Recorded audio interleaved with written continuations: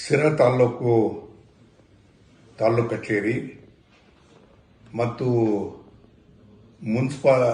Municipal office ದಾಖಲೆಗಳು ಅತ್ಯಂತ ಕೆಟ್ಟ ಮಟ್ಟದಲ್ಲಿರ್ತಕ್ಕಂಥದ್ದನ್ನ ನಾನು ಗಮನಿಸಿ ಕಳೆದ 4 ತಿಂಗಳುಗಳು ಕೂಡ ಇದಕ್ಕೆ ಕಂಪ್ಯೂಟರ್ಕರಣ ಮಾಡಬೇಕು, ಮಾಹಿತಿಗೆ ದೊರೆಯತಕ್ಕಂಥ ರೀತಿಯಲ್ಲಿ ಡಿಜಿಟೈಸೇಷನ್ ಮಾಡಬೇಕು ಅಂತಕ್ಕಂಥದ್ದು ನನ್ನ ಉದ್ದೇಶ ಇತ್ತು.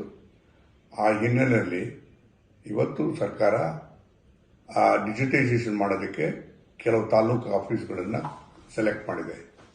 ತುಮಕೂರು ಜಿಲ್ಲೆಯಲ್ಲಿ ಸಿರಾ ತಾಲೂಕು ಆಗಿದೆ ಮತ್ತು ಅಷ್ಟೇ ಪ್ರಮಾಣದಲ್ಲೂ ಕೂಡ ಬೇರೆ ಬೇರೆ ಜಿಲ್ಲೆಗಳಲ್ಲಿ ಒಂದೊಂದು ತಾಲೂಕು ಅಂತ ಮಾಡಿದ್ದಾರೆ. 31 ತಾಲೂಕು ತಗಣದಲ್ಲಿ ಸಿರಾನು ಕೂಡ ಒಂದಾಗಿದೆ. 100 ದಿವಸದೊಳಗಾಗಿ ಡಿಜಿಟೈಸೇಷನ್ ಮಾಡಬೇಕು ಅಂತಕ್ಕಂಥದ್ದು ತೀರ್ಮಾನ ಆಗಿದೆ.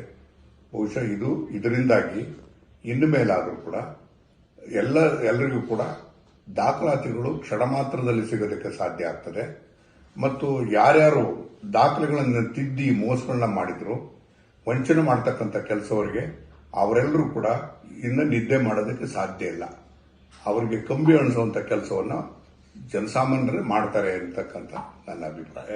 ಇದಕ್ಕೆ ನಾನು ಸರ್ಕಾರದ ಮುಖ್ಯಮಂತ್ರಿಗಳ ಸಿದ್ದರಾಮಯ್ಯನವರನ್ನ ಮತ್ತು ಕೃಷ್ಣ ಬೈರೇಗೌಡ ಮತ್ತು ಸಂಬಂಧಪಟ್ಟಂತ ಎಲ್ಲರಿಗೂ ಕೂಡ ನಾನು ಅಭಿನಂದಿಸ್ತೇನೆ.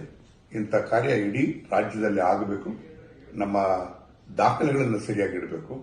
ಮೋಸ ಮಾಡ್ತಾ ಇರತಕ್ಕಂಥದನ್ನ, ಆ ವಂಚನೆಯನ್ನು ತಪ್ಪಿಸೋದಕ್ಕೆ ಇದೊಂದು ಒಳ್ಳೆ ಮಾರ್ಗ.